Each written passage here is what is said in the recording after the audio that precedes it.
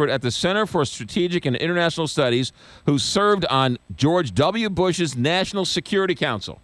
Quote, many of us who have held senior positions in previous Republican administrations have been asking each other if we've ever heard of them. And pretty much everybody is turning to Google to see what they can find. In many cases, Google offered little insights into who these people actually are. The most prominent of the five he mentioned is Mr. Fairs, who was regularly accused by Muslim civil rights group of being Islamophobic and fear-mongering about the spread of Sharia law. He was on Fox News on Tuesday to discuss the terrorist attacks in Brussels and warned, basically, we don't know who's jihadist and who's not, but would not say what advice he has given the campaign. The rest are all low profile. There is no record of employment for Mr. Kellogg, a retired Army lieutenant general who helped run the coalition Provisional Authority in Iraq. He most recently worked for a defense contractor that had no information on his whereabouts.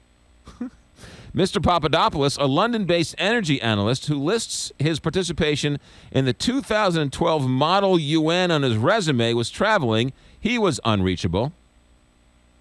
Others could say little about how they were helping. None have spoken to Donald Trump.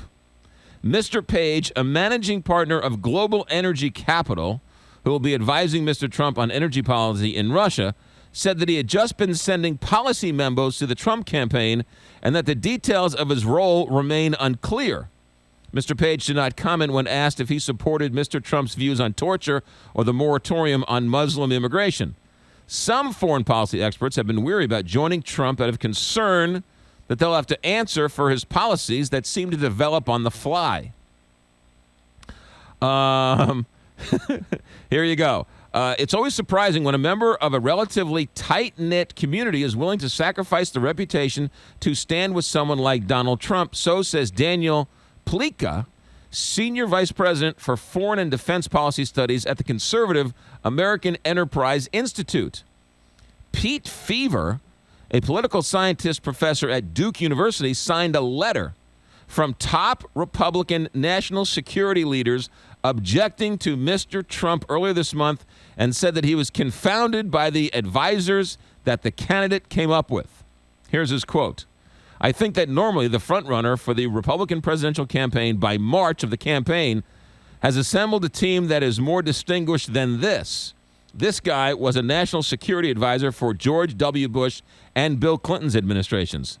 I think this suggests that he might be straining to assemble a list. Dr. Feaver, the Duke guy, said that while he's heard of Mr. Farron and Mr. Schultz, who was the Inspector General of the Defense Department during Bush's administration, the assortment of backgrounds did not have a coherent theme. Also curious was the fact that Mr. Trump would choose two people who played active roles in the Iraq War. Mr. Trump regularly tells voters that he was against the war, and he has accused Mr. Bush of lying about the pretense of weapons of mass destruction in Iraq. Top foreign policy experts have been increasingly worried about Mr. Trump's vision for the U.S.'s role in the world. And many of the prominent figures in the administrations of George Bush and George W. Bush have denounced Trump.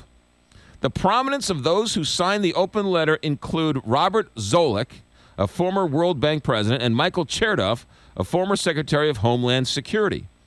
Despite questions about the team, the Trump campaign contends that this is just the beginning of the hiring spree. Sam Clovis, senior policy advisor to Trump, said the new hires were being briefed on Mr. Trump's foreign policy positions and were asked to be sure they felt comfortable with where he stood. So the tail is wagging the dog, right? Are you okay with this? Okay, fine. You'll be my policy advisor. You're not okay with this? Okay, never mind. Go away. Mr. Clovis also pushed back against the idea that it had been hard for Mr. Trump to find good people and said the campaign had been looking for people with real-world and military experience as opposed to retreads that other candidates rely on. These are people who are work for a living, he said. If you're looking for show ponies, you're coming to the wrong stable.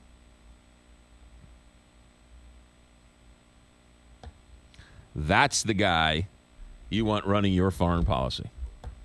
I'm saying it just because when it all implodes, I can say, I told you so. 950, Big 550, KTR.